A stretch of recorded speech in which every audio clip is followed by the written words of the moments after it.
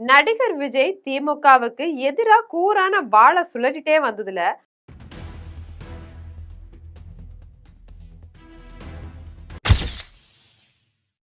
அதிமுக பலவீனம் ஆயிடுச்சு, அதற்கு தலைமை சரியில்லை அப்படின்னு மீண்டும் மீண்டும் மேடைகள்ல சொல்லி அதிமுகவோட வாக்குகளுக்கும் வேட்டு வச்சிட்டு இருந்தாரு.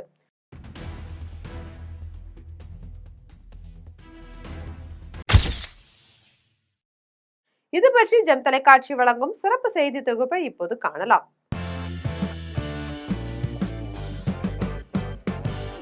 அவரு தன்னுடைய பிரச்சார வாகனத்துல தனது படத்துக்கு பின்னாடி அண்ணாவையும் எம்ஜிஆர் படத்தையும் பொறிச்சு வச்சிருந்தாரு. ஆக பெரியார், எம்ஜிஆர், அண்ணா அப்படின்னு யாரையும் விட்டு வைக்கல. உங்களுக்கு அண்ணா, எம்ஜிஆர் பிடிக்கும்னா, ஆனா அதிமுக மேல அதிருப்தியா இருந்தா என்னோட வாங்க. உங்களுக்கு பெரியார், அண்ணா பிடிக்கும்னா, திமுக மேல அதிருப்தியா இருந்தா என்னோட வாங்க அப்படின்னு அனைத்து கட்சியினரோட தொண்டர்களையும் தன் பக்கம் இழுத்தாரு. தமிழகத்துல ஆட்சியை யார் பிடிப்பாருங்க அப்படின்றத விடையும் கோவை மாவட்டத்துல நிலவரமும் அரசியல் வட்டாரங்கள்ல தீவிரமா கவனிக்கப்பட்டுச்சு.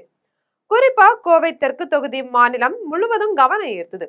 திமுக சார்பில் போட்டியிட்ட செந்தில் பாலாஜி வெற்றி பெற்றிருக்காரு. கோவை தெற்கு தொகுதியில கடும் போட்டி நிலவிய நிலையில அதிமுகவை பின்னுக்கு தள்ளி தாவேக 2ஆம் இடத்தை பிடிச்சிருக்கு.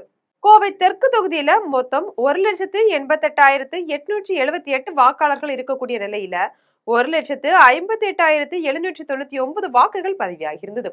மொத்தம் 20 சுற்றுகளா வாக்குகளும் எண்ணப்பட்டுச்சு. திமுக சார்பில் செந்தில் பாலாஜி, அதிமுக சார்பில் அம்மன் அர்ஜுனன், தமிழக வெற்றி கழகம் சார்பில் செந்தில்குமார், நாம் தமிழர் கட்சி சார்பில் பேரறிவாளன் அப்படின்றவங்க போட்டிட்டாங்க.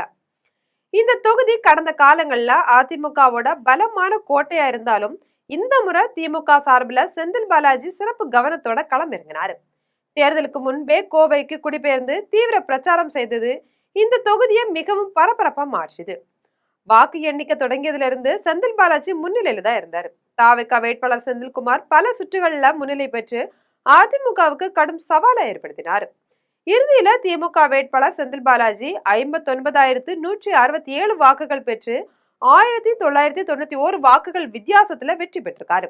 தாவேகா வேட்பாளர் செந்தில்குமார் 57,176 வாக்குகள் பெற்று நெருக்கமான 2ஆம் இடத்தையும் பிடிச்சிருக்காங்க. அதிமுக வேட்பாளர் அம்மன் அர்ஜுனன் 31,236 வாக்குகளும், நாம் தமிழர் கட்சி வேட்பாளர் பேரறிவாளன் 5,017 வாக்குகளும் தான் பெற்றிருந்தாங்க.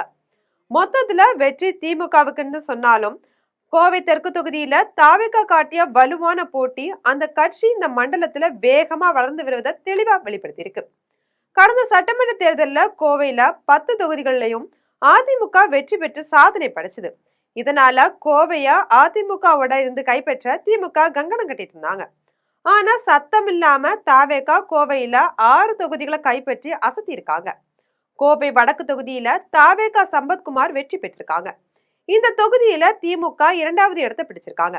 அதிமுக கூட்டணியில போட்டியிட்ட வானதி சீனிவாசன் 48,000 வாக்குகள் பெற்று 3வது இடத்துக்கு தள்ளப்பட்டிருக்காங்க. பொள்ளாச்சி தொகுதியில திமுக கூட்டணி சார்பில் போட்டியிட்ட கோமா தேகா வேட்பாளர் நித்யானந்தன் வெற்றி பெற்றிருக்காங்க. வால்பாறையில திமுகவுடன் சுதாகர் வெற்றி பெற்றிருக்காரு. கோவை மாவட்டத்துல கடந்த 2021ஆம் ஆண்டு சட்டமன்ற தேர்தலில் தமிழகம் முழுவதும் திமுக பெரும்பான்மையான தொகுதிகளை கைப்பற்றிய நிலையில கோவை மாவட்டத்துல 10 சட்டமன்ற தொகுதிகளிலையும் அதிமுக கூட்டணி தான் வெற்றி பெற்றிருக்கு. கோவை தெற்குல அதிமுக கூட்டணியில இருந்த பாரதிய ஜனதா கட்சி வெற்றி பெற்றிருந்தாங்க. இதே போல கடந்த 2016 தேர்தலையும் சிங்காநல்லூர் தொகுதியில தவிர மற்ற 9 தொகுதிகளிலுமே அதிமுக வெற்றி பெற்றது. கடந்த 25 ஆண்டுகளா கோவை மாவட்டம் அதிமுகவோட கோட்டையா வழங்கியிருக்கு. இந்த நிலையில அதிமுக கோட்டையை இந்த தேர்தலில் தாவேகா தன்வசப்படுத்தியிருக்காங்க. கோவை வடக்கு, சூலூர், கிணத்துக்கடவு, சிங்காநல்லூர், மேட்டுப்பாளையம், கவுண்டம்பாளையம் ஆகிய 6 தொகுதிகளிலுமே தாவேகா வேட்பாளர்கள் தான் வெற்றி பெற்றிருக்காங்க. அதிமுகவுக்கு இந்த தேர்தலில் கோவையில ஒரே ஒரு தொகுதியில மட்டும்தான் வெற்றி பெற்றிருக்கு. அதாவது தொண்டாமுத்தூர் தொகுதியில போட்டியிட்ட முன்னாள் அமைச்சர் SP வேலுமணி மட்டும் 14,000 வாக்குகள் வித்தியாசத்துல வெற்றி பெற்றிருக்காரு. மற்ற 9 தொகுதிகளிலையும் அதிமுக இழந்துருக்கு. அதோடு 3வது இடத்துக்கும் பல இடங்கள்ல தள்ளப்பட்டிருக்கு. இது அதிமுக தலைமைக்கு கடும் அதிர்ச்சியை ஏற்படுத்தியிருக்கு. இது போன்ற அரசியல் செய்திகளை உடனுக்குடன் தெரிந்து கொள்ள ஜெம் தொலைக்காட்சியுடன் எப்போதுமே இணைப்பில் இருங்கள்.